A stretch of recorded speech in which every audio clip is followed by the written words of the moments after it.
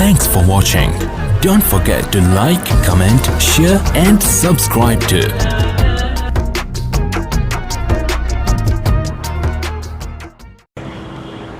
Bismillahirrahmanirrahim.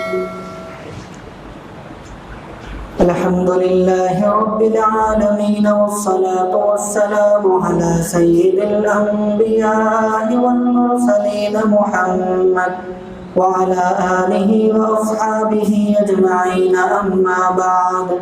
فإن أصدق الحديث كتاب الله وأحسن الهدي هدي محمد صلى الله عليه وسلم وخير الأمور عوازمها وشر الأمور محدثاتها وكل محدثة بدعة وكل بدعة ضلالة وكل ضلالة في النار. وأن أنس رضي الله تعالى عنه قال: خدمت النبي صلى الله عليه وسلم 10 سنين فما قال لي أف ولا لما صنعت ولا ألا صنعت، متفق عليه. وعنه قال: كان رسول الله صلى الله عليه وسلم من أحسن الناس خلقا فأرسلني يوما لحاجة فقلت والله لا أذهب وفي نفسي أن أذهب لما أمرتني به رسول الله صلى الله عليه وسلم، فخرجت حتى أمروا على صبيان وهم يلعبون في السوق فإذا رسول الله صلى الله عليه وسلم قد قبض قفايا، كنت أمشي مع رسول الله صلى الله عليه وسلم. گزشتہ پیر کو صلح حدیبیہ کا واقعہ اور اس سے ملنے والے سبق اور پیغام کی وضاحت آپ حضرات کے سامنے کی گئی تھی کہ جب اللہ کے رسول صلی اللہ علیہ وسلم نے خواب میں دیکھا کہ آپ اپنے صحابہ کے ساتھ عمرے پر گئے ہوئے، اور نبی کا جو خواب ہوتا ہے یہ گویا وحی ہوتی ہے، سچا ہوتا ہے، اس پر عمل کرنا ضروری ہوتا ہے. تو اس ارادے کے ساتھ اللہ کے رسول نے اپنے صحابہ کو جمع کیا اور جمع کر کے عمرے کا ارادہ کیا اور عمرے کے لیے نکل پڑے. لیکن ابھی مکہ سے آپ کچھ دور کے فاصلے پر تھے تو کفار نے لشکر بھیج کر آپ کو روک دیا اور مکہ میں داخل ہونے نہیں دیا، اور وہاں حدیبیہ کے مقام پر ایک صلح ہوئی جس صلح میں یہ بات طے کی گئی کہ حضور اس سال عمرہ اپنے صحابہ کے ساتھ نہیں کر سکتے. آپ عمرہ اگر کرنا ہے تو آئندہ سال آئیں. اس کے لیے بھی شرط یہ ہے کہ آئندہ سال جب آئیں گے تو صرف تلوار لے کر کے آئیں گے، اس کے علاوہ دوسرا ہتھیار استعمال نہیں کریں گے، اور تلوار بھی میان میں ہوگی. یہ ایک شرط اس میں طے کی گئی تھی. تو یہ طے شروع ہونے کے بعد اللہ کے رسول وہاں سے واپس اب مدینہ آنے لگے. حضرت عمر رضی اللہ تعالیٰ نے اللہ کے رسول سے یہ سوال بھی کیا کہ اللہ کے رسول، جب آپ نے خواب دیکھا ہے کہ آپ اپنے صحابہ کے ساتھ عمرہ کر رہے ہیں تو پھر کیا وجہ ہے کہ ہم یہاں پر صلح کر کے واپس مدینہ جا رہے ہیں؟ جب آپ نے خواب دیکھا ہے تو خواب پورا ہونا چاہیے، نبی کا خواب تو سچا ہوتا ہے. تو اللہ کے رسول نے کہا کہ عمر، میں نے ضرور خواب دیکھا ہے کہ ہم عمرہ کر رہے ہیں، لیکن اسی سال کر رہے ہیں یہ تو نہیں دیکھا. ہم اگلے سال بھی عمرہ کر سکتے ہیں، اور شرط یہی طے ہوئی ہے کہ ہم آئندہ سال آئیں گے عمرہ کریں گے. تو اس طرح حضرت عمر کو جواب دیا اور اللہ کے رسول واپس مدینہ آ گئے. اس کے بعد جب اگلا سال آیا، اس میں ذی القعدہ کا مہینہ تھا. اس مہینے کے اندر اللہ کے رسول نے صحابہ کے درمیان اعلان کیا کہ اس صلح کی شرط کے مطابق اب ہم عمرہ کرنے جائیں گے. یعنی یہ آپ کا قضائے عمرہ تھا، یعنی عمرے کی قضا تھی. چنانچہ صحابہ تیار ہوئے. گزشتہ میں 1400 صحابہ آپ کے ساتھ گئے تھے، لیکن اس بار 2000 صحابہ اکرام آپ کے ساتھ چلنے کے لیے تیار ہو گئے، اور پھر یہ قافلہ مکہ کی جانب چلنے لگا. اللہ کے رسول صلی اللہ علیہ وسلم مکہ میں آئے، اور جب اللہ کے رسول کے مکہ آنے کی خبر ادھر مکہ والوں کو ہوئی تو ان میں سے اکثر لوگ مکہ چھوڑ کر، اپنے گھروں کو چھوڑ کر مکہ سے باہر وادیوں میں جا کر کے آباد ہو گئے، کیونکہ ان کے دل کو تکلیف ہو رہی تھی کہ مسلمان ہمارے دشمن یہ آ کر ہمارے علاقے میں آ کر ہمارے کعبۃ اللہ کا طواف کریں، یہ ہمارا دل گوارا نہیں کرتا، تو اس نیت کے ساتھ وہ کعبہ سے باہر چلے گئے۔ لیکن کچھ کافر اس نیت کے ساتھ مکہ میں ٹھہرے تھے کہ دیکھتے ہیں مسلمان کس طرح سے بیت اللہ کا طواف کرتے ہیں۔ چنانچہ یہ کفار جو تھے وہاں کعبے کے سامنے ایک جگہ پر سارے کے سارے لوگ جگہ بنا کر کے کھڑے ہو گئے، اور اللہ کے رسول نے آتے ہی کعبۃ اللہ کا طواف کرنا شروع کر دیا۔ اور طواف کرتے ہوئے اللہ کے رسول نے صحابہ کو یہ مشورہ دیا کہ جس رخ میں یہ کفار کھڑے ہیں، طواف کرتے ہوئے اس رخ پر جب مسلمان آ جائیں تو آہستہ آہستہ چلنے کے بجائے جو ہے ایک جوان جیسا چلتا ہے، یعنی دوڑ جب لگائی جاتی ہے اس انداز میں چلنے کی کوشش کریں۔ اس کی وجہ یہ تھی کہ کفار یہ سوچتے تھے کہ مسلمان مدینہ جا کر شاید کمزور ہو گئے ہیں، اس لیے کہ حضور کے مدینہ جانے سے پہلے مدینہ اس بات کے لیے مشہور تھا کہ وہاں وبائی بیماریاں پھیلتی تھیں، جس کی وجہ سے کسی بھی انسان کی صحت صحیح وہاں پر نہیں رہتی تھی، اور وہاں مسلمان جانے کے بعد غربت بھی تھی، فاقے بھی تھے، تو کفار یہ سمجھ رہے تھے کہ شاید مسلمان کمزور ہو گئے۔ لیکن حضور نے کہا کہ ہماری طاقت کا اندازہ ان کو ہونا چاہیے، لہذا جس طرف یہ کفار کھڑے ہیں تو وہاں ہم کو دوڑتے ہوئے چلنا ہے۔ تو آج بھی جب حاجی لوگ جاتے ہیں اور حجر اسود کا بوسہ دے کر جب آگے بڑھتے ہیں تو وہاں چلنے کی اسٹائل تھوڑا بدل جاتی ہے، اس طرح سے جیسے نوجوان چلتے ہیں، بوڑھے بھی اگر ہیں تو وہ نوجوانی کی کیفیت میں چلنے کا حکم اللہ کے رسول نے دیا تھا، تو آج بھی اس حکم پر عمل ہوتا ہے۔ اور حضور نے احرام جو باندھا تھا اس کا طریقہ بھی بدل دیا، حضور نے اپنا ایک کاندھا کھلا رکھ دیا۔ آج بھی حاجی لوگ اپنا ایک کندھا کھلا رکھتے ہیں، تو حضور نے وہ کندھا کھلا رکھا تھا تاکہ جسم بھی دیکھ کر وہ مرعوب ہو جائیں اور دیکھیں کہ ان کے جسم بھی بہت مضبوط ہو چکے ہیں۔ تو اس طرح حضور نے 3 دن تک لگاتار طواف کیا، وہاں پر عبادتیں کی، اور خوب اطمینان سے کعبۃ اللہ وغیرہ جو اور دیگر جو مقامات تھے ان پر اللہ کے رسول نے عبادتیں کی۔ جب 3 دن مکمل ہو گئے تو اس کے بعد یہ کفار کا ایک وفد آیا، اور وفد آ کر حضور سے کہنے لگے کہ اب آپ مکہ چھوڑ کر چلے جائیں، وعدے کے مطابق 3 دن مکمل ہو چکے ہیں۔ تو حضور نے ان کو ایک دعوت یہ دی کہ حضور نے مکہ میں آنے کے بعد حضرت میمونہ رضی اللہ تعالیٰ عنہ سے نکاح فرمایا تھا مکہ ہی میں، یہی 3 دن کے ایام میں۔ تو حضور نے کہا کہ میں نے میمونہ سے نکاح کیا ہے اور میں چاہتا ہوں کہ میں ولیمے کی دعوت کروں، تو آپ سارے لوگ بھی شریک ہو جائیں، ولیمے کی میں دعوت کر رہا ہوں۔ تو کفار نے آپ کی اس دعوت کو ٹھکرا دیا اور کہا کہ ہمیں آپ کے کھانے کی کوئی ضرورت نہیں ہے، آپ ولیمہ مکہ سے باہر جا کر کے کریں، یہاں ولیمہ کرنے کی آپ کو اجازت نہیں ہے۔ حضور نے کہا ٹھیک ہے، کوئی بات نہیں۔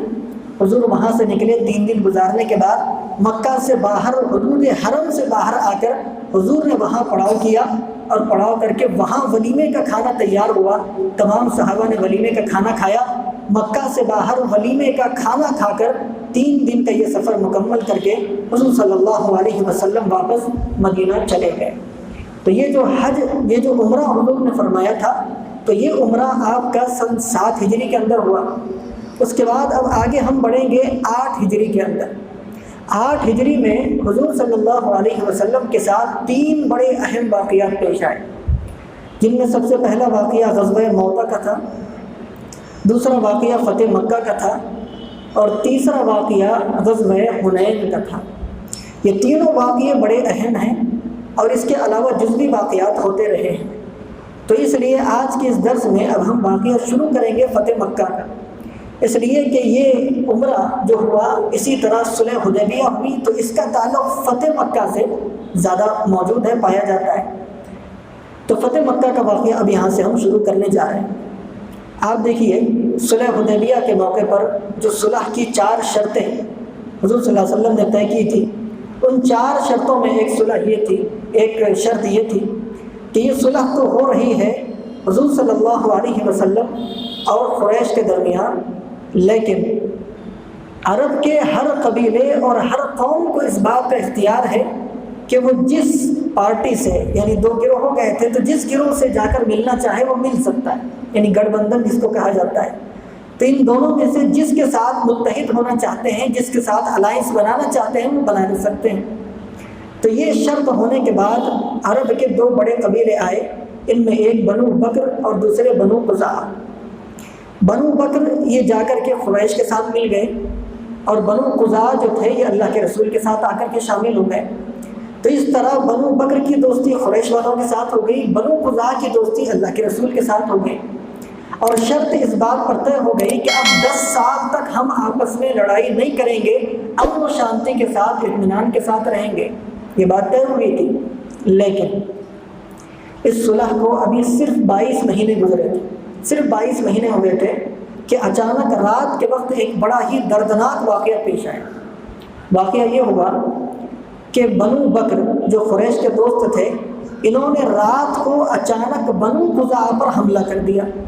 بنو قزاع جو اللہ کے رسول کے ساتھی دوست تھے، حلیف تھے، تو ان پر اچانک رات کے وقت حملہ کر دیا، اور حملہ اس قدر سخت کیا کہ رات کی تاریکی میں ان کے گھروں کے اندر گھس کر ان کی عورتوں کے ساتھ بدسلوکی کی، گھروں میں جتنا سامان تھا وہ سارا سامان لوٹ لیا، اور تقریباً 30 سے 40 لوگوں کو انہوں نے قتل بھی کر دیا۔ بہت سارے لوگ جو اپنے خیموں سے بھاگ کر کے حدود حرم میں گھس گئے، خانہ کعبہ کے اندر گھس گئے، تو خانہ کعبہ میں گھس کر انہوں نے بنو قزاع کے لوگوں کو قتل کیا۔ اور رات کو اس طرح کا جو ہے ہنگامہ ہوا، حادثہ ہوا، اور جس رات یہ حادثہ ادھر بنو قزاع کے ساتھ ہو رہا تھا، اسی رات ادھر مدینے میں، مدینے اور مکہ کا فاصلہ تقریباً 450-500 کلومیٹر دور کا ہے، تو ادھر مدینے میں اللہ کے رسول تھے، اور آپ تہجد کی نماز کے لیے وضو بنا رہے تھے۔ آپ حضرت میمونہ رضی اللہ تعالیٰ عنہ کے مکان پر تھے، وضو بناتے ہوئے آپ نے اچانک سے کہا لبیک لبیک۔ تو حضرت میمونہ نے آپ سے سوال کیا کہ آپ نے اچانک اس طرح لبیک لبیک کیوں کہا؟ تو اس پر حضور نے کہا کہ ابھی اسی وقت ہمارے حلیف، ہمارے دوست بنو قزاع پر بنو بکر نے حملہ کر دیا، اور ان کے 30 لوگوں کو قتل کر دیا ہے، ان کا سارا ساز و سامان لوٹ لیا ہے، اور انہوں نے وہاں سے فریاد کی میرا نام لے کر کے کہ محمد آؤ اور ہمیں بچاؤ۔ تو وہ آواز مجھے ابھی سنائی دی غیب سے، اور اس کے جواب میں نے کہا کہ لبیک لبیک، میں حاضر ہوں، میں حاضر ہوں۔ تو اس طرح قریش مکہ نے حضور سے جو صلح کی تھی صلح حدیبیہ کے موقع پر، اس صلح کو انہوں نے 22 مہینوں ہی کے اندر توڑ دیا۔ اب جیسے ہی صلح ٹوٹ گئی تو حضور کو اس سے شدید غم ہوا، اور غصے میں بھی تھے آپ اللہ کے رسول، اور آپ نے صحابہ کو جنگ کی تیاری کا حکم دے دیا۔ ادھر مکہ والوں کو معلوم ہوا کہ حضور جنگ کی تیاریاں کر رہے ہیں، تو انہوں نے ابو سفیان کو بھیجا، اور ابو سفیان کو اس لیے بھیجا تاکہ یہ جو معاہدہ ہوا تھا، جو صلح ہوئی تھی، اس صلح کو دوبارہ کر لیں۔ یعنی وہ نادم ہو گئے، ڈر گئے، اب اگر مسلمان آئیں گے تو بڑی زبردست لڑائی ہوگی، تو ڈر کے مارے انہوں نے ابو سفیان کو مدینہ بھیجا، اور مدینہ آ کر کے ابو سفیان حضور کے دربار میں حاضر ہو گئے اور کہا کہ ہم سے غلطی ہو گئی، آپ ہم کو معاف کر دیجئے، ہم پھر سے صلح کرنے کے لیے تیار ہیں۔ حضور نے ان سے اپنا منہ پھیر لیا، ان سے بات نہیں کی۔ تو وہ دوسرے مسلمانوں کے پاس گئے، دوسرے مسلمانوں نے بھی ان سے منہ پھیر لیا، کسی نے جب کوئی جواب نہیں دیا تو ابو سفیان مایوس ہو کر مکہ واپس آ گئے، اور صحابہ اکرام اندرونی طور پر، خفیہ طور پر لڑائی کی تیاری کر رہے تھے۔ جب تیاریاں مکمل ہو گئی تو اللہ کے رسول نے پھر صحابہ اکرام سے چلنے کا جو ہے حکم جاری فرمایا، اور صحابہ اکرام مدینے سے نکل کھڑے ہو گئے۔ حضور صلی اللہ علیہ وسلم کی ایک عادت تھی، جو اس سے پہلے بھی میں نے بتائی تھی، کہ جب بھی کسی اہم کام کے لیے آپ جاتے تو کسی کو اطلاع نہیں ہوتی تھی کہ کہاں جا رہے ہیں، کس کے ساتھ جنگ کر رہے ہیں۔ حضور نے جنگ کا تو اعلان کیا تھا، لیکن کس سے لڑائی ہونے والی ہے اس کا اعلان آپ نے نہیں فرمایا تھا۔ خاموشی کے ساتھ آپ جو ہے مدینہ منورہ سے نکلے اور مکہ کے راستے پر چلنے لگے، تو صحابہ کو ایک طرح سے اندازہ ہو گیا کہ اب جا کر ہم کو مکہ پر چڑھائی کرنا ہے۔ راستے میں ایک واقعہ پیش آیا، بڑا دلچسپ واقعہ ہے، کہ جب صحابہ گزر رہے تھے اور مرز زہران ایک وادی ہے، اس وادی سے تھوڑا پہلے حضور صلی اللہ علیہ وسلم نے دیکھا کہ ایک جگہ ہے، چھوٹا سا درخت ہے، اس درخت کے نیچے ایک کتیا ہے جس نے بچے دیے ہوئے ہیں، ابھی اس نے بچوں کو جنا تھا، ابھی وہ بچے پیدا ہوئے تھے۔ تو حضور کی نظر جب جیسی ان کتوں پر پڑی تو حضور صلی اللہ علیہ وسلم وہاں ٹھہر گئے، اس لیے کہ آپ کو یہ اندازہ تھا کہ پیچھے 10,000 کا لشکر آ رہا ہے، اور یہ اتنا بڑا لشکر اس کتیا کے بچوں کو شاید دیکھ نہیں سکے گا، اس لیے اللہ کے رسول وہیں کھڑے ہو گئے۔ اور کھڑے ہو کر ایک صحابہ کی جماعت کو وہاں متعین کر دیا اور کہا کہ پورا لشکر گزرنے تک تم لوگ یہیں کھڑے رہو اور اس کتیا کے بچوں کی حفاظت کرتے رہو تاکہ کسی سوار کے گھوڑوں سے ان بچوں کو نقصان نہ پہنچ سکے۔ یعنی اللہ کے رسول صلی اللہ علیہ وسلم انسانیت کا درد اپنے دل میں رکھنے والے تھے، لیکن ساتھ ساتھ بے زبان جانداروں کا بھی اللہ کے رسول اس طرح خیال رکھا کرتے تھے۔ تو اس طرح خیال رکھتے ہوئے اللہ کے رسول رات کے وقت مر الزہران وادی میں پہنچ گئے۔ یہ مکہ سے بالکل قریب ہے، جہاں پر مکہ کے لوگ آ کر جانور بھی چرایا کرتے تھے۔ تو رات میں اللہ کے رسول وہاں آ کر کے آپ نے پڑاؤ ڈال دیا، اور پڑاؤ ڈالنے کے بعد حضور نے ایک جماعت تیار کی، اس جماعت کا امیر بنایا حضرت عمر رضی اللہ تعالیٰ عنہ، اور حضرت عمر کو اس بات کے لیے متعین کر دیا کہ رات بھر یہ اس لشکر کی حفاظت کریں، اس لیے کہ ڈر اس بات کا تھا کہ رات کے وقت اچانک مکہ والے مسلمانوں پر حملہ نہ کر دیں۔ تو اس لشکر کی حفاظت کرنے کے لیے ایک جماعت حضرت عمر کے ذمہ دے دی کہ یہ پوری رات لشکر کی حفاظت کریں گے۔ اور حضور نے مر الزہران وادی کے اندر ایک حربہ استعمال کیا جس کو جنگی حربہ کہا جاتا ہے۔ وہ حربہ آپ نے یہ استعمال کیا کہ اس زمانے میں ہوتا یہ تھا کہ جب بھی کسی جگہ کوئی لشکر پڑاؤ کرتا تھا تو رات کو وہ اپنے خیمے کے سامنے آگ جلایا کرتے تھے۔ اب دور سے اس لشکر کو دیکھنے والے اس آگ کو دیکھ کر کے اندازہ لگا لیتے تھے کہ اس لشکر کی تعداد کتنی ہے، اس لیے کہ 10 آدمیوں کا ایک خیمہ ہوتا تھا، ہر خیمے کے سامنے جو ہے آگ جلائی جاتی تھی، اور خیمے اس طرح گول راؤنڈ میں، یعنی خیموں کا ایک جو ہے اجتماع بنایا جاتا تھا، اس کے بیچ میں آگ جلائی جاتی تھی۔ تو اب اس کو دیکھ کر کے لوگ اندازہ لگا لیتے تھے کہ سامنے والے لشکر کی تعداد کتنی ہے، یعنی ایک جگہ آگ جل رہی ہے تو اس کا مطلب یہ ہے کہ 50 لوگ ہوں گے، 2 جگہ اگر آگ جل رہی ہے تو اس کا مطلب یہ ہے کہ 100 لوگ ہوں گے، اس طرح اندازہ لگایا جاتا تھا۔ تو حضور نے یہ کیا، صحابہ کو کہا کہ پھیل پھیل کر خیمے لگاؤ، دور دور خیمے لگاؤ، اور ہر خیمے کے سامنے ایک آگ کا دیا جلاؤ، تاکہ مکہ کے لوگ جب دور سے ہمارے لشکر کو دیکھیں گے تو آگ کے شعلوں کے زیادہ ہونے کو دیکھ کر کے وہ یہ سمجھیں گے کہ ان کے لشکر کی تعداد بھی بہت زیادہ ہے، اور لڑائی سے پہلے ہی ان کے دلوں میں مسلمانوں کی ہیبت بیٹھ جائے گی۔ حضور کا یہ ارادہ تھا کہ مکہ میں جانے کے بعد لڑائی نہ ہو، بغیر لڑائی کے مکہ والے ہمارے سامنے ہتھیار ڈال دیں، تو اس کے لیے ان کے دلوں میں ہیبت بٹھانی تھی۔ تو حضور نے یہ طریقہ اختیار کیا کہ صحابہ کو پھیل پھیل کر خیمے لگانے کا حکم دیا، اور ہر خیمے کے سامنے آگ جلانے کا حکم اللہ کے رسول نے دیا۔ اس وقت اللہ کے رسول کے لشکر میں حضرت عباس رضی اللہ تعالیٰ عنہ تھے، یہ مکہ کے بڑے سردار تھے، حضور کے چچا بھی تھے، مسلمان ہو کر مدینہ آ گئے تھے، لیکن جو سردار ہوتا ہے اس کے دل کے اندر اپنی رعایا کی ایک طرح سے رحم دلی ہوتی ہے، وہ یہ نہیں چاہتا کہ اس کی رعایا ختم ہو جائے، ان پر کوئی ظلم ہو جائے۔ تو اس کے لیے حضرت عباس رضی اللہ تعالیٰ نے یہ چاہتے تھے کہ مکہ والے رات ہی میں آ کر کے حضور سے معافی مانگ لیں اور صبح کو کوئی لڑائی نہ ہو۔ تو اس کے لیے حضرت عباس مسلمانوں کے لشکر سے نکلے اور لشکر سے باہر جا کر وہاں ٹہلنے لگے کہ کوئی کافر آ جائے تو اس کو لے جا کر کے اللہ کے رسول کے قدموں میں بٹھا دیں تاکہ وہ اللہ کے رسول سے معافی مانگ لے۔ تو یہ ارادے سے ٹہل رہے تھے کہ اچانک انہوں نے دیکھا کہ ابو سفیان وہاں آئے ہوئے ہیں۔ یہ ابو سفیان جو تھے یہ اس وقت مکہ کے سردار تھے، بعد میں انہوں نے اسلام قبول کیا۔ تو ابو سفیان کو دیکھا تو ان کو سمجھا بجھا کر کہا کہ تم اسلام قبول کر لو، اگر اسلام قبول نہیں بھی کرنا چاہتے تو آ کر اللہ کے رسول سے معافی کم سے کم تم مانگ لو، اللہ کے رسول ہو سکتا ہے تم کو معاف کر دیں۔ ابو سفیان تیار ہوئے، ان کو حضرت عباس رضی اللہ تعالیٰ اپنے ساتھ جب اسلامی لشکر میں لانے لگے، حضرت عمر کی نظر ان پر پڑ گئی۔ جیسے ہی حضرت عمر کی نظر پڑی، حضرت عمر نے تلوار نکالی اور ان کو قتل کرنے کے لیے ان کے پیچھے بھاگنے لگے۔ تو حضرت عباس رضی اللہ تعالیٰ نے ان کو فوراً اپنے خچر پر سوار کر لیا اور خچر پر سوار کر کے بڑی تیزی کے ساتھ وہاں سے نکل گئے، اس لیے کہ حضرت عمر کی تلوار ہے، پہلے فیصلہ کرتی ہے بعد میں مقدمہ سنتی ہے۔ تو یہ دیکھ کر کے وہ فوراً اپنے خچر کو بھگاتے ہوئے حضور کی خدمت میں پہنچے۔ تو یہ بھی پیچھے پیچھے حضور کی خدمت میں آ گئے اور حضور سے کہنے لگے، حضور آپ اجازت دیجیے اس کافر کو میں قتل کر دوں۔ حضور نے کہا ایسے مت کرو، اس کو مہلت دے دو، دیکھتے ہی یہ کیا کرتا ہے۔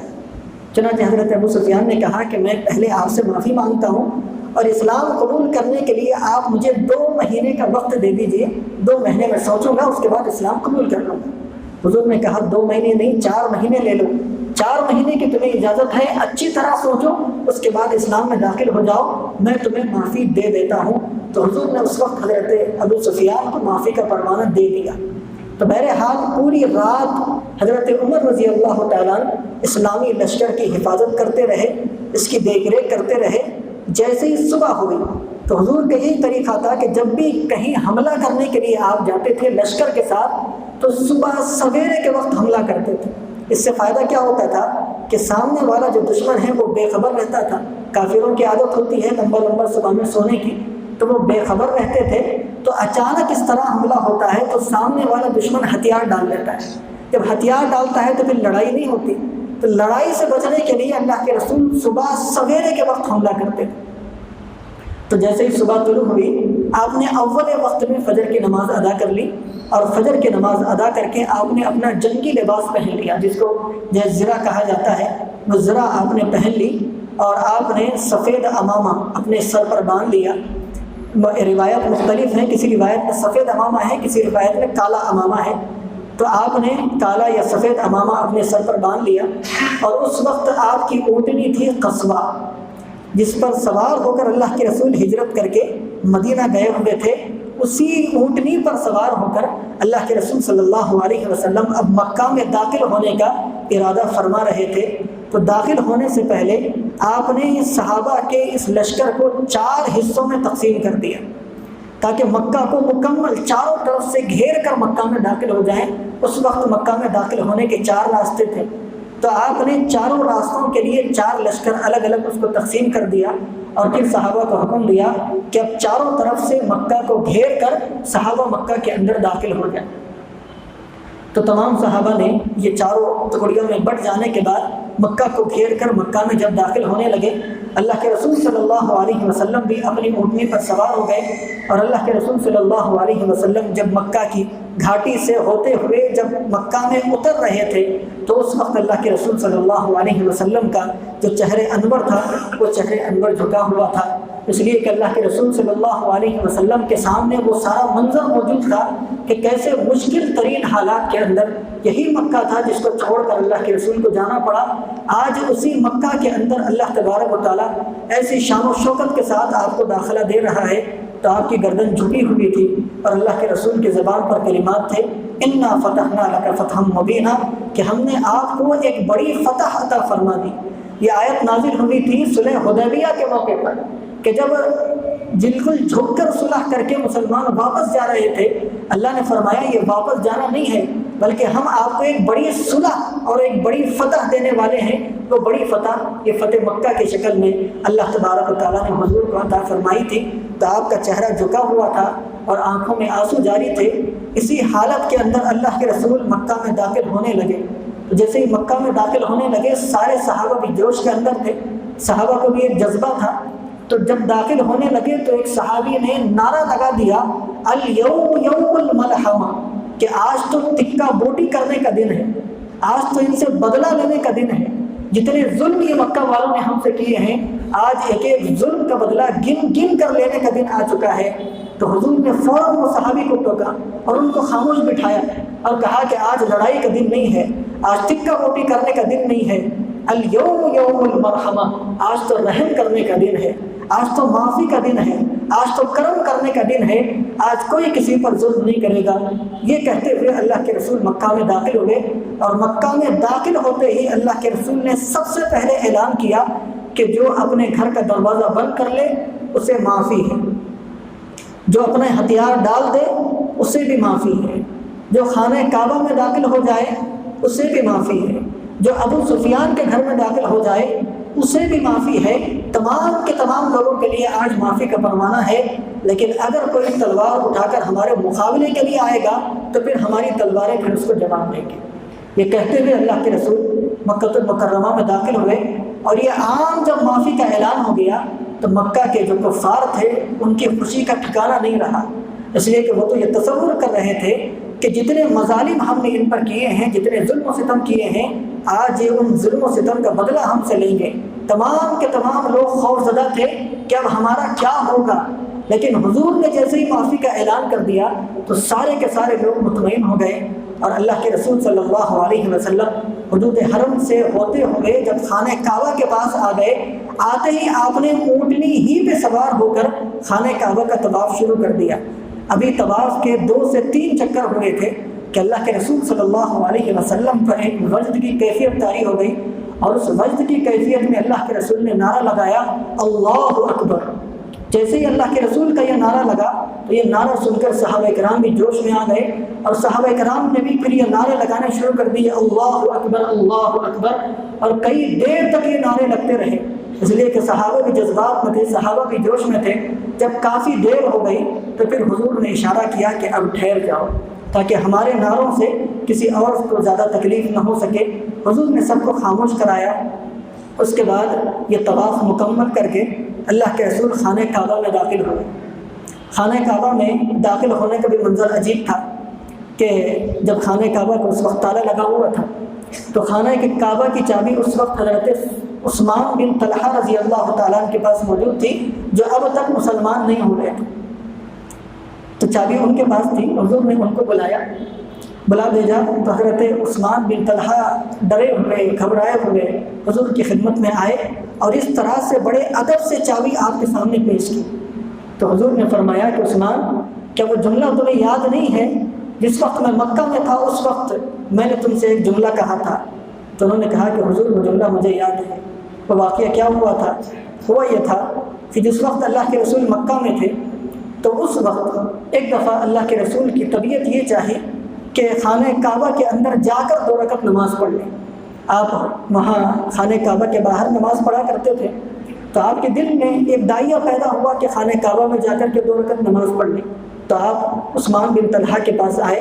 اور بڑے ادب سے ان سے کہا کہ کچھ دیر کے لیے مجھے چابی دے دو، میں جا کر کے صرف 2 رکعت نماز پڑھوں گا اور واپس چلا آؤں گا۔ تو اس موقع پر یہ عثمان بن طلحہ انہوں نے اس قدر جھڑک کر اللہ کے رسول کو بھگایا، کہا کہ تمہاری ہمت کیسے ہوئی اس طرح مجھے چابی مانگنے کی؟ چلے جاؤ، اگر تم یہاں رکو گے تو پھر میں تمہارے ساتھ بدسلوکی کروں گا۔ تو حضور نے فرمایا کہ عثمان ٹھیک ہے، آج تو میں چلا جاتا ہوں، لیکن ایک دن وہ آئے گا جس دن تم خود مجبور ہو کر چابی میرے سامنے انتہائی عاجزی کے ساتھ پیش کرو گے۔ تو فرمایا اس وقت عثمان بن طلحہ نے کہا کہ دیکھ لیں گے جس دن وہ آئے گا۔ یہ تو بڑے جذبات میں کہہ دیا تھا، لیکن آج وہ دن آ چکا تھا، اور بڑے ادب کے ساتھ چابی انہوں نے لا کر کے اللہ کے رسول کے قدموں میں رکھ دی۔ اور پھر حضرت عثمان بن طلحہ اس سوچ میں تھے کہ چابی شاید اب میرے پاس سے چلی جائے گی،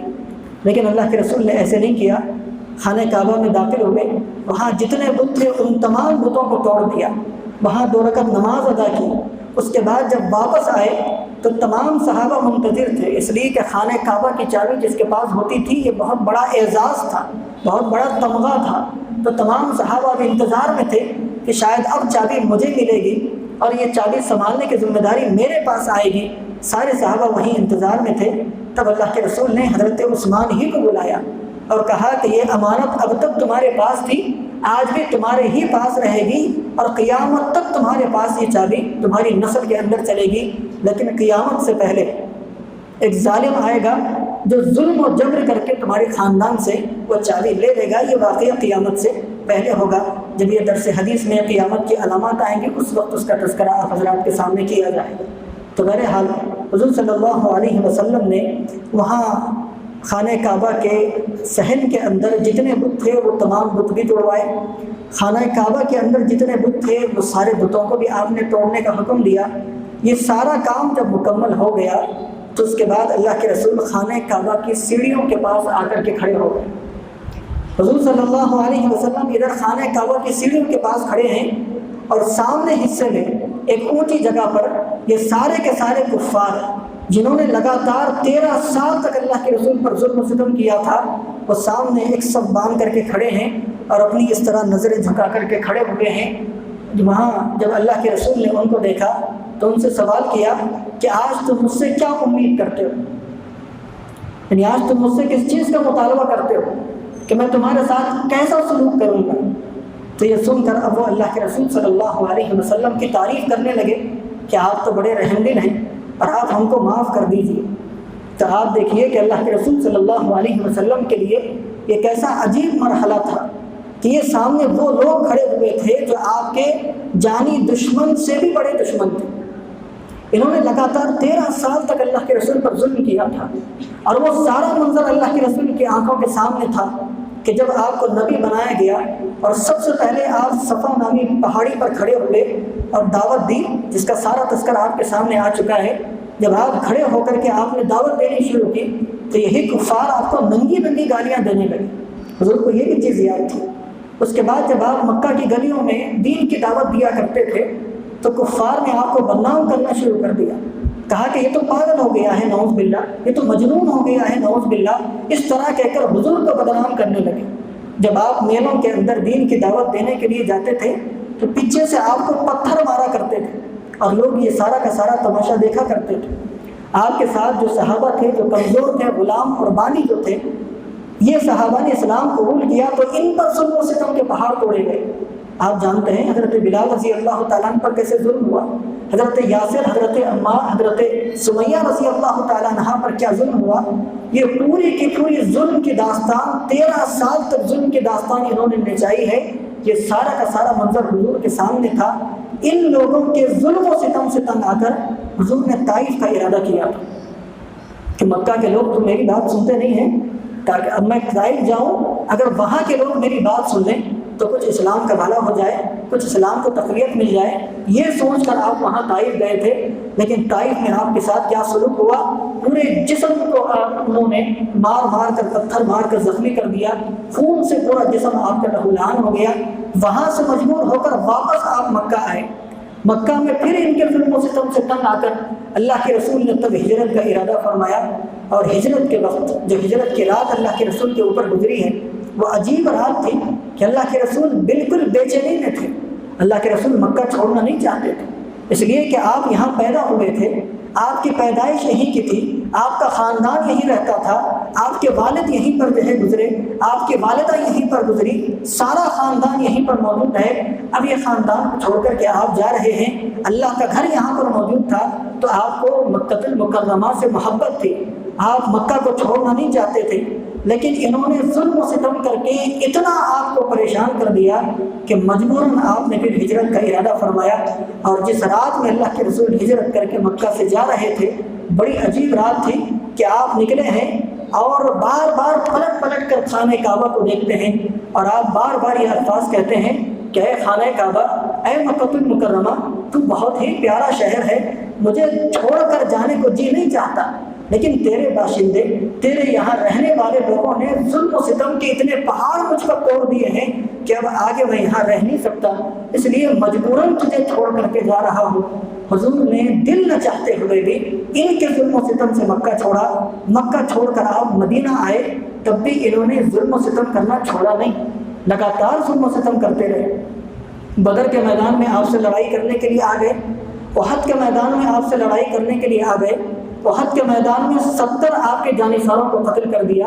آپ کے چہیتے چچا حضرت حمزہ کو قتل کر دیا، ان کی لاش کے ساتھ بے حرمتی کی گئی، خود حضور صلی اللہ علیہ وسلم کو زخمی کر دیا، سارا چہرہ آپ کا زخم سے اور خون سے لہولہان ہو گیا۔ اس وقت اللہ کے رسول کی زبان پر بھی یہ کلمات تھے کہ وہ قوم کیسے بھلائی حاصل کر سکتی ہے جس نے اپنے نبی کو زخم دیا اور نبی کا خون زمین پر ٹپکنے لگا۔ تو یہ سارے کے سارے مظالم اللہ کے رسول صلی اللہ علیہ وسلم کی نظروں کے سامنے تھے، اور ان لوگوں نے ظلم و ستم کی اس وقت حدیں پار کر دی جب ان لوگوں نے معصوموں کو بھی نہیں چھوڑا، معصوم خواتین، معصوم بچوں پر بھی ظلم و ستم ان لوگوں نے کیا تھا۔ اس میں ایک واقعہ کہ حضرت زینب رضی اللہ تعالیٰ عنہ جو حضور صلی اللہ علیہ وسلم کی بڑی بیٹی تھی، ہجرت کے وقت وہ اللہ کے رسول کے ساتھ مدینہ نہیں آئی، وہ مکہ ہی میں رہی، اس لیے کہ ان کی شادی ہو چکی تھی، اپنے شوہر کے ساتھ وہیں مکہ میں زندگی گزارنے لگی۔ تو جب ان کے شوہر یعنی حضرت ابن عاص رضی اللہ تعالیٰ جنگ بدر کے موقع پر قید ہو کر کے ادھر مدینہ آئے تو حضور نے ان کو رہا کیا، اس شرط پر رہا کیا کہ یہ مدینہ جائیں گے، اور مدینہ جا کر حضرت زینب رضی اللہ تعالیٰ عنہ کو ادھر مدینہ مکہ جائیں گے اور حضرت زینب کو ادھر مدینہ میں چھوڑ دیں گے۔ تو یہ شرط تھی، اور اللہ کے رسول نے حضرت زینب کو ادھر مدینہ لانے کے لیے حضرت زید بن حارثہ کو بھیجا۔ یہ ایک اونٹ پر سوار ہو کر کے گئے، اور وہاں مکہ سے باہر ٹھہر گئے، اور آپ کے جو داماد تھے وہ مکہ میں داخل ہوئے، اور مکہ میں داخل ہو کر حضرت زینب کو مکہ سے باہر جانے کا حکم دیا کہ وہاں جائیں، وہاں زید کھڑے ہیں، ان کے ساتھ اور مدینہ چلے جائیں۔ حضرت زینب نے تیاری کر کے آپ مکہ سے اب نکلنے لگے، تو کفار کو معلوم ہو گیا کہ حضور کی بیٹی اور اس طرح مکہ سے مدینہ جا رہی ہے تو ہم جانے کیسے دے سکتے ہیں۔ یہ سوچ کر کچھ شریر، کچھ خبیث الفطرت لوگ حضرت زینب کا پیچھا کرتے ہوئے ان کے پیچھے پیچھے مکہ سے باہر تک آ گئے۔ حضرت زید تو دور کھڑے ہوئے تھے، حضرت زینب اکیلے چلتی ہوئی جا رہی تھی، اور حضرت زینب اس وقت پیدل تو نہیں بلکہ اونٹ پر سوار تھی، اونٹنی پر سوار ہو کر کے جا رہی تھی۔ تو ان لوگوں نے دور سے دیکھ لیا کہ حضرت زینب اکیلے ہیں اور یہ وہاں حضرت زید کے پاس جا رہی ہے، تو یہ دیکھ کر ان کفار نے پیچھے سے برچھی مار کر کے اس اونٹ کو زخمی کر دیا، اور وہ اونٹ جب جیسے ہی زخمی ہو گیا تو وہ اونٹ لڑکھڑانے لگا، اور لڑکھڑا کر وہ اونٹ زمین پر گر گیا۔ اس کے گرنے سے حضرت زینب رضی اللہ تعالیٰ عنہ بھی جو اس اونٹنی پر سوار تھی اونٹنی سے نیچے گر گئی، اور سیرت کی کتابوں میں لکھا ہے کہ اس وقت حضرت زینب رضی اللہ تعالیٰ عنہ حاملہ تھی، امید سے تھی۔ تو اس تکلیف کی وجہ سے کہ اونٹ کافی اونچائی ہوتی ہے، اس اونچائی سے حضرت زینب نیچے گری ہے، تو اس درد اور تکلیف کے مارے حضرت زینب کراہنے لگی، اور جب حضرت زید نے ان کی آواز سنی تو آپ دوڑے ہوئے آئے، ان کفار کو وہاں سے بھگایا، اور بھگا کر حضرت زینب کو ویسی ہی حالت میں اس اونٹنی پر سوار کر کے ادھر مدینہ لے کر کے آئے۔ لیکن مدینہ لانے کے بعد آپ کو اس قدر تکلیف اس سے ہوئی تھی کہ 8 روز تک حضرت زینب تکلیف کو برداشت کرتی رہی۔ اس کے بعد حضرت زینب رضی اللہ تعالیٰ عنہ شہید ہو گئی۔ آپ اندازہ لگائیے کہ اس سے اللہ کے رسول صلی اللہ علیہ وسلم کو کس قدر تکلیف ہوئی ہوگی کہ ایک معصوم آپ کی بیٹی ہے، اور وہ ایسی بیٹی ہے کہ جو امید سے ہے، ایک معصوم جو ہے بچی کے پیٹ کے اندر ہے، لیکن انہوں نے اس پر بھی رحم نہیں کیا، اس معصوم پر ایسا ظلم و ستم کیا کہ جس کی وجہ سے وہ معصوم وہیں پر شہید ہو گئی۔ تو اس سے اللہ کے رسول کو کیا معمولی تکلیف ہوئی ہوگی؟ آدمی ایک بار کے اپنے دشمن کو معاف کر سکتا ہے، لیکن اگر کوئی دشمن ہمارے گھر کے اس طرح کسی معصوم فرد پر ظلم کرے، آدمی کبھی زندگی میں اس کو معاف نہیں کر سکتا۔ یہ سارے کے سارے مجرم جنہوں نے حضور کو لگاتار 13 سالوں تک تکلیف دی تھی، اور اس کے بعد بھی مدینہ آنے کے بعد بھی آپ کو پریشان کرتے تھے، یہ سارے کے سارے مجرم آپ کے سامنے کھڑے ہوئے تھے اور نظریں جھکا کر کے کھڑے تھے، اور اللہ کے رسول سے فریاد کر رہے تھے کہ آج آپ ہم کو معاف کر دیجئے، آپ سے بڑا معاف کرنے والا کوئی نہیں ہے۔ تو ایسے موقع پر اللہ نے بھی اللہ کے رسول کو اجازت دے دی تھی کہ وَأَنْتَ حِلٌّ بِهَذَا الْبَلَدِ، کہ آج کے دن آپ اس شہر کے اندر قتل و غارت گیری کر سکتے ہیں۔ اگر آپ چاہیں تو کفار کو، جتنے کفار کو قتل کرنا چاہے آپ کر سکتے ہیں۔ اللہ نے آپ کو لڑائی کی اجازت دی تھی، قتل کرنے کی اجازت دی تھی، لیکن قربان جائیں اس رسول اکرم پر، اس محسن انسانیت پر کہ اللہ نے اجازت دینے کے باوجود بھی اللہ کے رسول نے اعلان کر دیا لا تثریب علیکم اليوم اذهبوا فانتم الطلقاء، کہ آج تم پر کوئی ظلم و ستم نہیں ہوگا، جتنے ظلم و ستم تم نے مجھ پر کیے ہیں یا میرے ساتھیوں پر کیے ہیں وہ سارے کے سارے ظلم و ستم آج میں تمہارے لیے معاف کر دیتا ہوں۔ اور عام معافی کا اعلان اللہ کے رسول صلی اللہ علیہ وسلم نے کر دیا۔ اس لیے کوئی شاعر کہتا ہے کہ سلام اس پر کہ جس نے گالیاں کھا کر دعائیں دی، سلام اس پر کہ جس نے پتھریں کھا کر بھی پھول برسائے، سلام اس پر کہ جو رحمت کی رحمت تھا، جو ساری انسانیت کے لیے رحمت تھا، جس نے اپنے جانی دشمن سے بڑے دشمنوں کو بھی مسکراتے مسکراتے معاف کر دیا۔ تو یہ حضور اکرم صلی اللہ علیہ وسلم کی زندگی اور سیرت کا ایک بہت بڑا پیغام ہے کہ آج ہم لوگوں کا المیہ یہ ہے کہ چھوٹی چھوٹی باتوں پر بڑی بڑی لڑائیاں ہو جاتی ہیں، اور ہم آپس میں کسی ایک دوسرے کو معاف کرنے کے لیے بالکل تیاری نہیں ہوتے، چھوٹی چھوٹی دشمنیاں ہوتی ہیں۔ یہاں آپ دیکھیے جانی دشمن سے بڑے دشمن تھے، لیکن حضور نے مسکراتے ہوئے معاف کیا۔ تو ہم جب اپنے آپ کو حضور کا امتی کہتے ہیں تو کیا ہمارا یہ فریضہ نہیں بنتا کہ اگر کسی سے دشمنی ہے تو اس دشمنی کو معاف کر دیں، اللہ کے لیے معاف کر دیں؟ یہ معاف کرنا خالی نہیں جائے گا۔ اللہ کے رسول نے فرمایا کہ جو اپنے دشمن کو معاف کرتا ہے، جو کسی کی غلطیوں کو، خطاؤں کو معاف کرتا ہے، جب وہ میدان محشر میں آتا ہے تو اللہ تعالیٰ یہ کہتے ہوئے اس کے گناہوں کو معاف کر دیتے ہیں کہ دنیا میں تو نے میرے بندوں کو معاف کیا، لہٰذا آج میں تیرے سارے گناہوں کو معاف کر دیتا ہوں۔ تو دنیا میں اگر ہم کسی اپنے دشمن کو معاف بھی کریں، یہ معافی خالی نہیں جاتی، اس کا بدلہ اللہ تبارک و تعالیٰ میدان محشر کے اندر ہمیں دیتا ہے۔ تو المیہ ہماری قوم کا یہ ہے کہ اگر گھر کے اندر 4 بھائی ہوں تو 4 بھائیوں کے اندر جھگڑا، اگر کسی محلے میں 4 گھر ہوں تو ان 4 گھروں کے اندر جھگڑا، مسجد کی کمیٹی کے اندر 8 لوگ ہوں، 8 لوگوں کے اندر جھگڑا،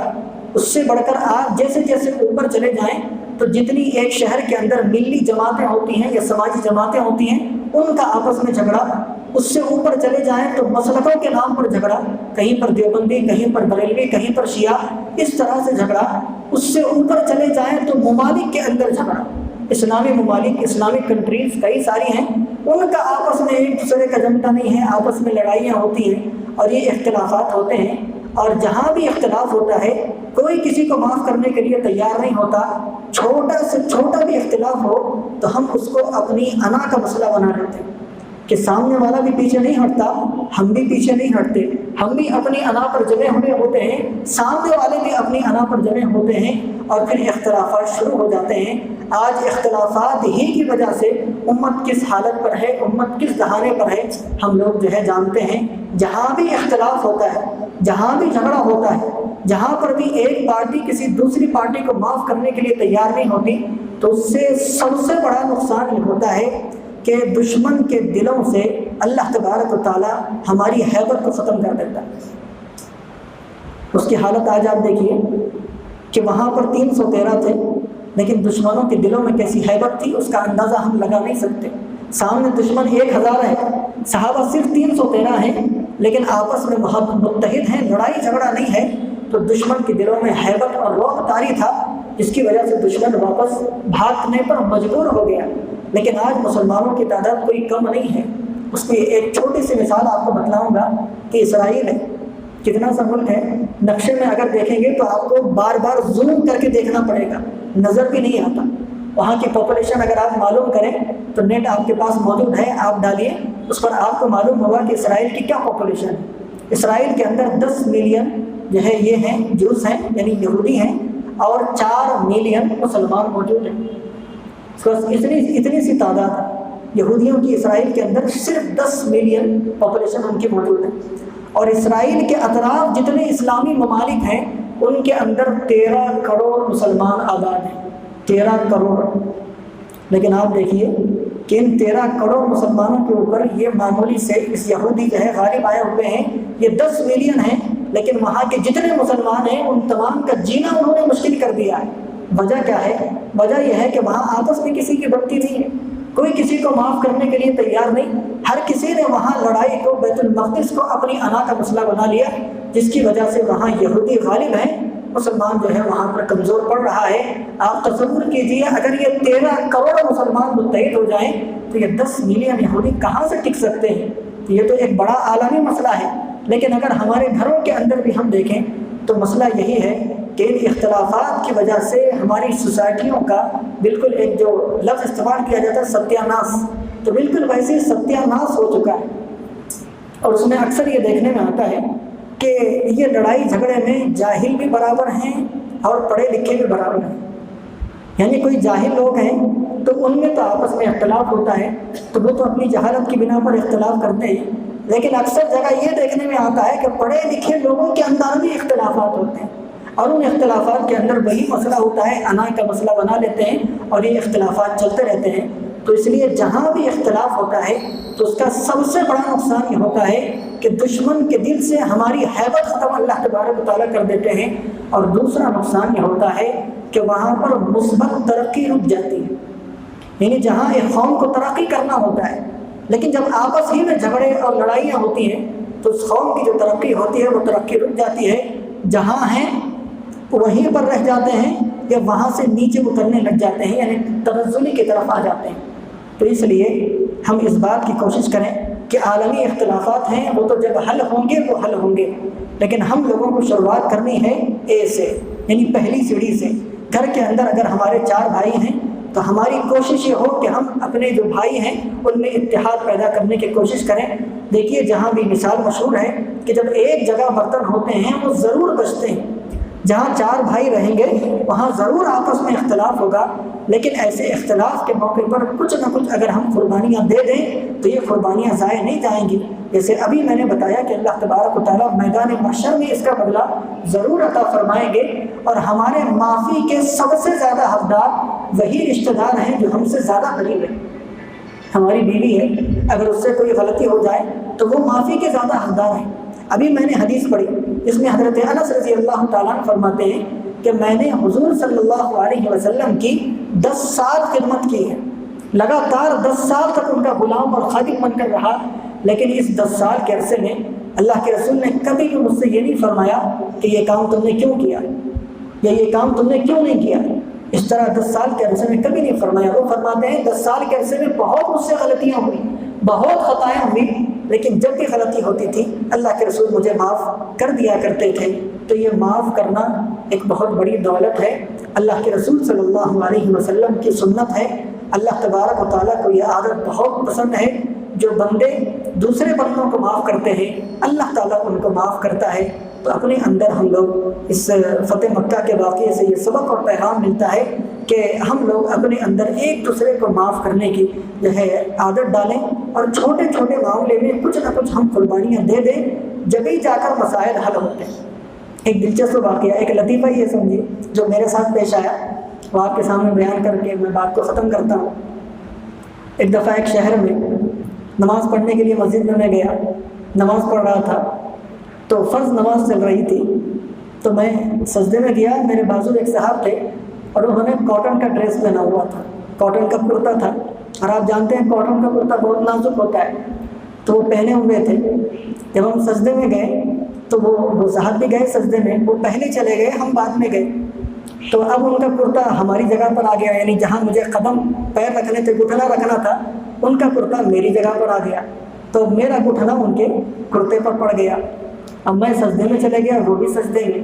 اب جب سجدے سے اٹھنا تھا تو وہ پہلے اٹھ گئے، میں بعد میں اٹھا، تو جس کی وجہ سے ٹرم بلکہ پورا کرتا جو ہے ان کا پھٹ گیا۔ اب نماز کے بعد جو ہے وہ صاحب اتنا گرم ہونا شروع ہو گئے، کہنے لگے کہ مجھے یہ کرتے کے پیسے دے دو۔ میں نے ان سے کئی دفعہ کہا کہ بھائی اس میں غلطی میری کیا ہے کہ جس جگہ میں کھڑا ہوا ہوں اسی جگہ میں سجدہ کروں گا، اس میں غلطی تو بظاہر آپ کی معلوم ہوتی ہے کہ آپ نے اپنے کرتے کو سمیٹا نہیں، آپ کا کرتا میری جگہ آ گیا، اب اس پر میرا پیر پڑ گیا۔ اب نماز میں آپ کا کرتا ہٹا کر پھر سجدے میں تو جا نہیں سکتا، یہ جو ہے زیادہ کام ہو جائے گا، تو اس لیے میں سجدے میں چلا گیا۔ تو اس میں کیا میری غلطی ہے؟ لیکن وہ اتنا جھگڑا کرنے لگے تو 4 لوگ پھر وہاں جو ہے آ کر کے جمع ہو گئے، اور پھر لوگوں نے جب سمجھایا ان کو اور پھر تھوڑا غصہ وغیرہ بھی کرنے لگے، تب جا کر وہ خاموش بیٹھے۔ تو اس طرح کا معاملہ ہوتا ہے کہ لوگ اپنی غلطی کو دیکھتے نہیں ہیں، سمجھداری سے کام لیتے نہیں ہیں، معافی اور درگزر کا معاملہ ہوتا نہیں ہے۔ تھوڑا سا اگر ہو جائے تو سامنے والے کے اوپر روک بتاتے ہیں، اور جتنی غلطی ہے سامنے والی کی ہی بتانے کی کوشش کرتے ہیں۔ تو اس طرح کا معاملہ یہ حضور اکرم صلی اللہ علیہ وسلم کی عادت اور فطرت کے خلاف ہے۔ ہم لوگ اگر کبھی ہمارے ساتھ غلطی ہو جائے، معافی مانگنے میں کوئی حرج نہیں، معافی مانگنے سے آدمی کوئی چھوٹا نہیں ہوتا، اگرچہ سامنے والوں کی نظروں میں چھوٹا ہو جائے لیکن اللہ کی نظروں میں تو وہی بڑا ہوتا ہے جو معاف کرتا ہے۔ تو بہرحال آپ یہ عزم کریں، دل کے اندر یہ ارادہ کریں کہ اگر کبھی اس طرح کا اختلاف ہو بھی جائے تو کچھ قربانی دے کر ایک قدم ہم پیچھے ہٹا لیں گے، لیکن سامنے والے کو ہم انشاءاللہ معاف کر دیں گے۔ تو فتح مکہ کے اس واقعے سے ہم کو یہ سبق اور پیغام ملتا ہے۔ اس کے علاوہ فتح مکہ کے اور ضمنی بھی واقعات ہیں، وہ واقعات اور انشاءاللہ غزوہ موتا کا واقعہ وہ اگلی پیر کو بیان کیا جائے گا۔ دعا کر لیجیے۔ لا الہ الا اللہ الحلیم الکریم، سبحان اللہ رب العرش العظیم، الحمد للہ رب العالمین، نسألک موجبات رحمتک وعزائم مغفرتک والغنیمۃ من کل بر والسلامۃ من کل اسم، لا تدع لنا ذنبا الا غفرته ولا هما الا فرجته ولا حاجة هي لك رضا الا قضيتها ويسرتها یا ارحم الراحمین یا اکرم الاکرمین یا ذا الجلال والاکرام۔ اے اللہ ہم تمام کی نیکیوں کو قبول فرما، ہم تمام کے گناہوں کو معاف فرما۔ جانے انجانے میں جتنے بھی گناہ ہم سے ہوئے ہیں ان تمام گناہوں کو معاف فرما۔ اے اللہ ہم تمام کو اپنی رحمت کا سایہ نصیب فرما، اسلامی زندگی عطا فرما، اسلامی تعلیمات پر عمل کرنا ہمارے لیے آسان فرما،